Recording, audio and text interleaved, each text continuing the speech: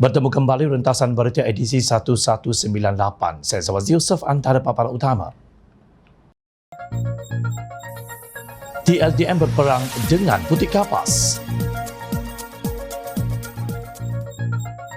Najib kalah, PM pula yang dikecam UMNO. Jangan memperbodohkan Melayu dengan menunggang agama. Melayu hebat, tidak makan rasuah.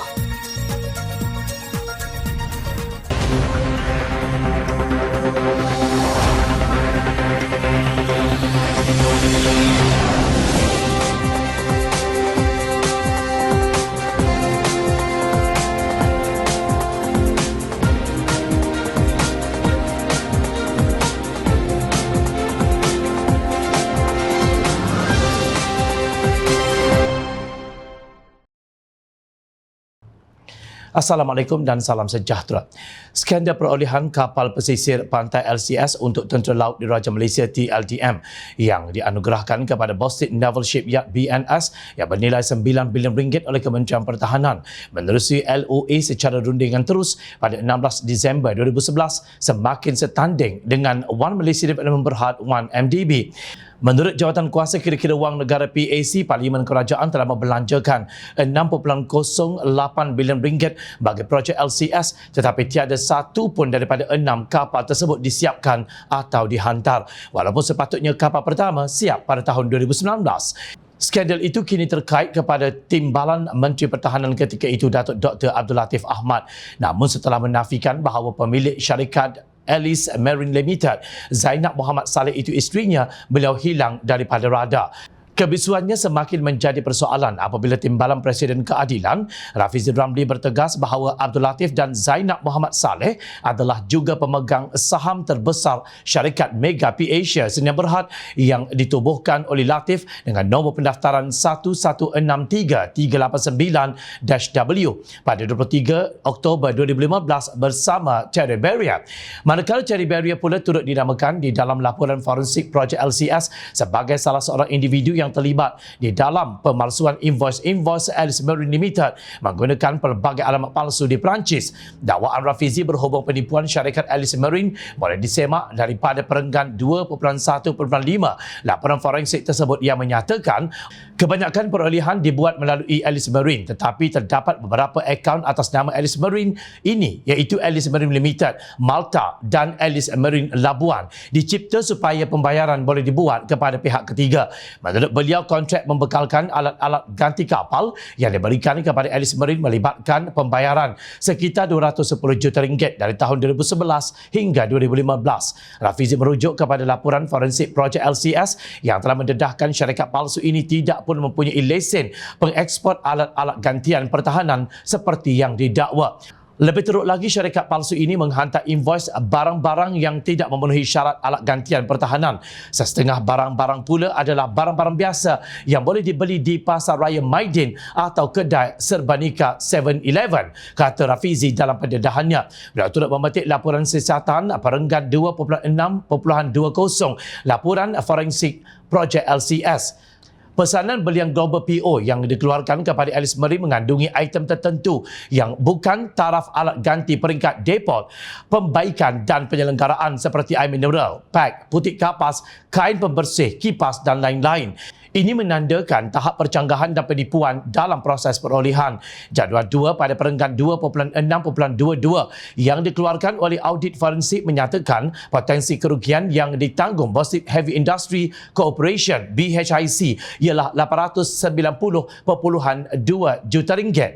Malah perenggan 3.17.3.1 hingga 3.17.3.4 laporan audit forensik itu menyebut terdapat cubaan untuk cover up atau menyembunyikan kesalahan dengan variation order VO tidak mengikut Standard Operating Procedures and Policies atau SOPP dan pemusnahan bukti. Sementara itu, bekas Menteri Pertahanan Pakatan Harapan Muhammad Sabu dan timbalannya Liu Ching Tong menggesa supaya pengauditan forensik lanjut dilaksanakan oleh Bostik Heavy Industries Corporation BHIC ke atas projek LCS bagi mendapatkan maklumat lengkap tentang segala transaksi dan aktiviti berkenaan dengan pelaksanaan projek dan LOA dari tahun 2015 sehingga kini. Mereka juga membangkitkan sikap Suruhanjaya Pencegahan Rasuah Malaysia SPRM yang lembap dalam menjalankan siasatan berhubung projek LCS. Kami kini menggesa SPRM mengambil tindakan serta-merta dan jelaskan kepada Parlimen sebab kelewatan dalam siasatan, tangkapan dan pendakwaan kes-kes yang disebut di atas. Tegas mereka dalam satu kenyataan.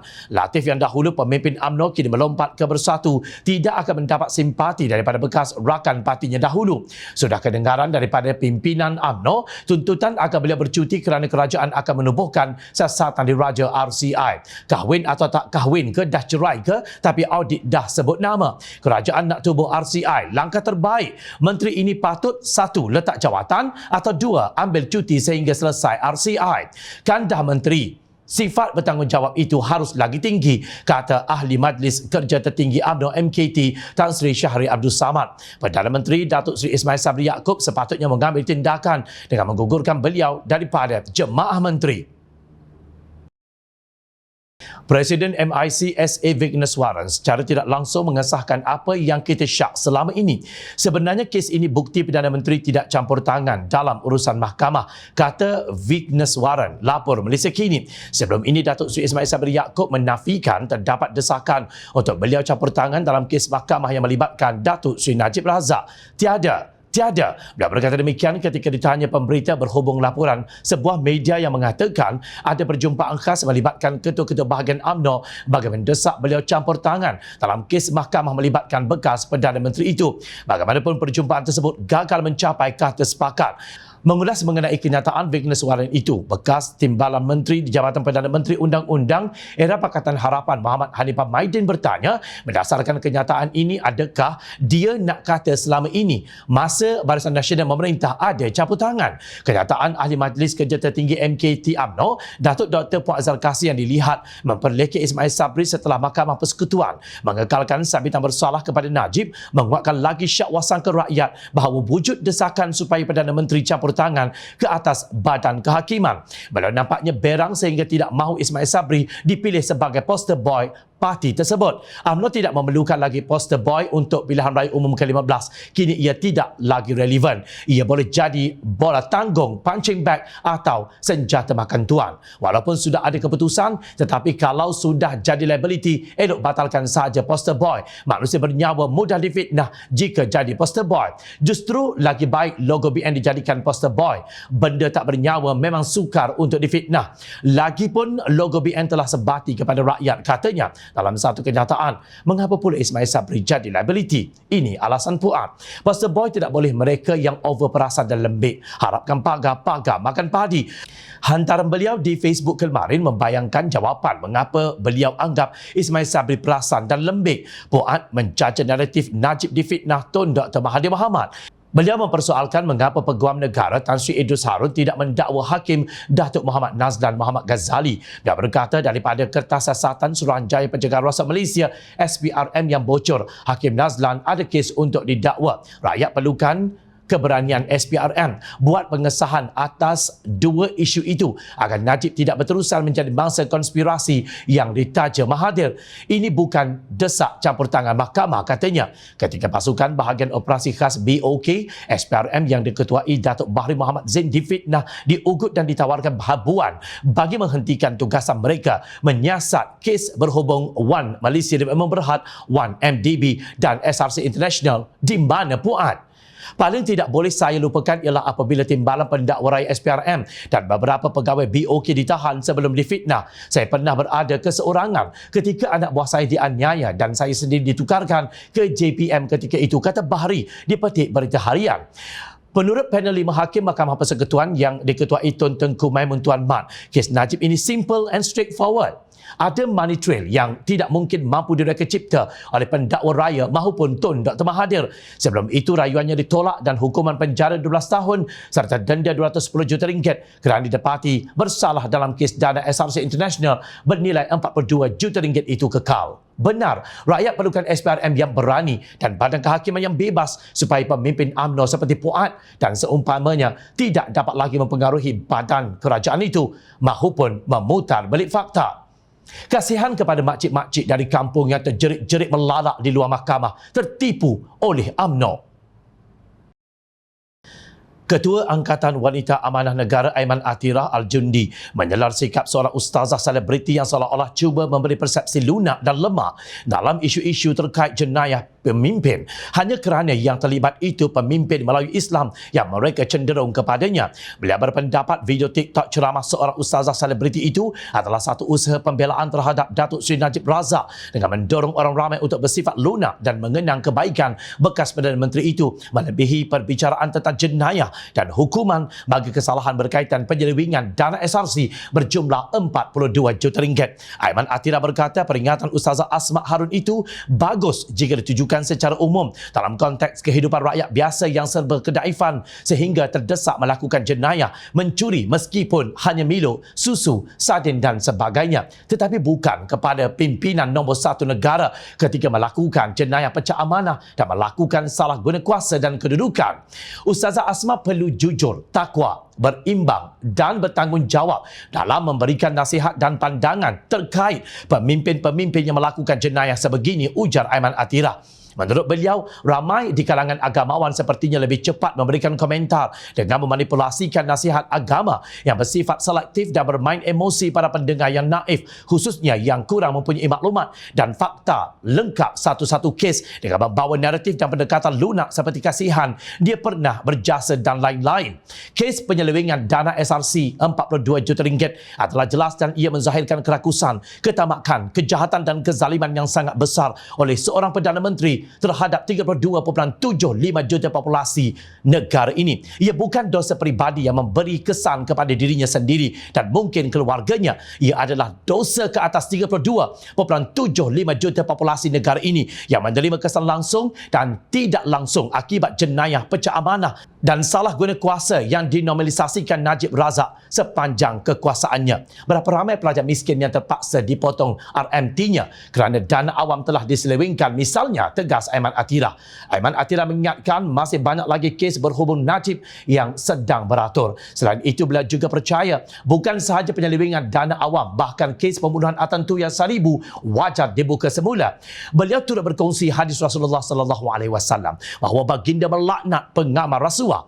Rasulullah SAW melaknat pemberi rasuah, penerima rasuah dan perantara yang bersifat penghubung antara kedua-duanya. Hadis riwayat Ahmad, At-Tabarani, Al-Baihaqi dan Al-Hakim. Aiman Atirah menegaskan kaedah fiqh juga menunjukkan bahawa sesiapa sahaja yang terlibat dengan rasuah termasuk orang yang menjadi pemudah cara adalah dilaknat. Beliau juga berkongsi senarai beberapa kesan buruk amaran rasuah, antaranya menghancurkan keadilan dalam sesebuah negara, melahirkan masyarakat yang tak ada kemahiran dan skill tapi dapat projek, muncul masyarakat yang pentingkan diri sendiri, menghasilkan kerja yang buruk, menyebabkan kos pengurusan meningkat, menjadi punca pengurusan pentadbiran lambat dan kucak-kacir. Semakin ramai orang jahat yang bertambah jahat, menyebabkan pembahagian kekayaan yang tidak seimbang, kebajikan rakyat dikompromi. Saya sendiri tidaklah tergamak memperlekeh dan memperlecehkan Najib Razak secara berlebihan, tetapi menjadikan Najib Razak sebagai contoh pemimpin negara yang zalim, jahat dan pecah amanah dan perlu ditolak oleh rakyat Malaysia adalah satu perkara yang fakta dan dirakam menjadi peristiwa sejarah. Najib Razak adalah simbol kerakusan kuasa yang semua kita perlu jadikan ibrah. Sama seperti mana Al-Quran yang juga mencatat pelbagai cerita kezaliman dan kesesatan manusia bergelar pemimpin yang turut kita jadikan ibrah, tegas Aiman Atirah. Jom channel melihat banyak lagi kecaman di media sosial daripada rakyat Marhain yang tersinggung dengan ucapan ustazah selebriti itu. Namun cukuplah dengan kenyataan keras pimpinan wanita amanah ini untuk membangkitkan kesedaran di kalangan kita yang masih tuli, bisu dan buta agar dapat berfikir dan kembali ke jalan yang benar. Kumpulan Mahasiswa Amanah Nasional berkata UMNO lebih baik dibubarkan demi kesucian politik Melayu. Menurut mereka, Islam melarang perbuatan rasuah.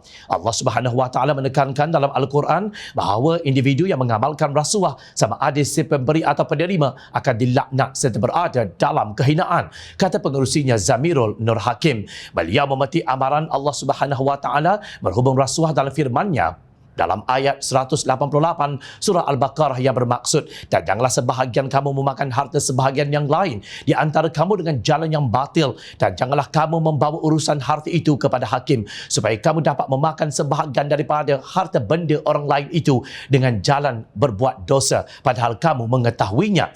Apabila sebuah parti terasa Melayu seperti UMNO mengalami siasatan rasuah yang amat besar, maka ini telah memburukkan nama Melayu, ujarnya.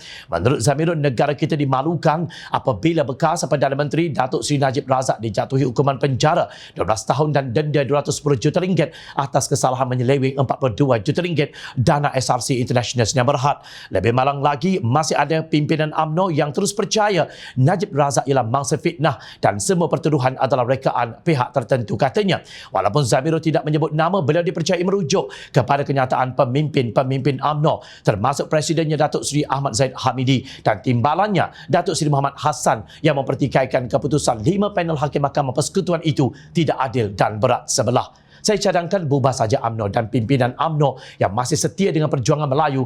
Berhijrahlah kalian ke parti-parti Melayu yang lebih bermaruah.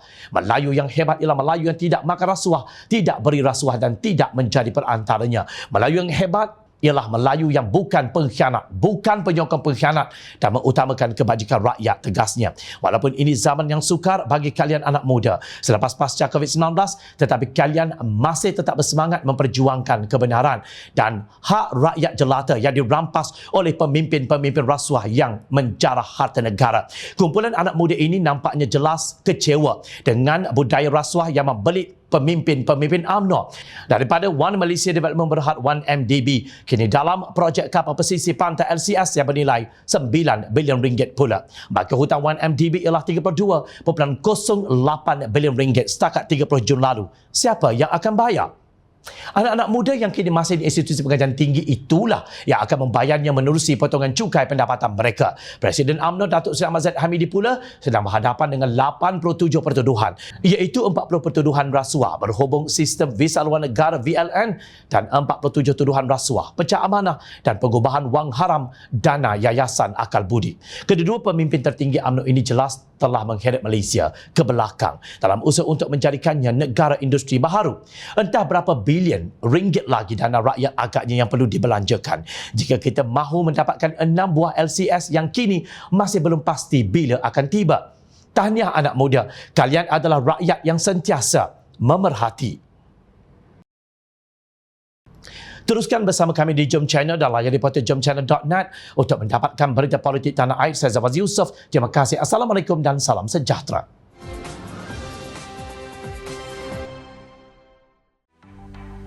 Mencari maklumat dan berita politik yang bebas, kupasan yang tepat, panas. Dapatkannya secara eksklusif hanya di Jom Channel. Komitmen kami, rentasan berita Isnin hingga Jumaat. Berbicara dan isu semasa, kami garapkan secara langsung. Panel-panel berkaliber dan profesional.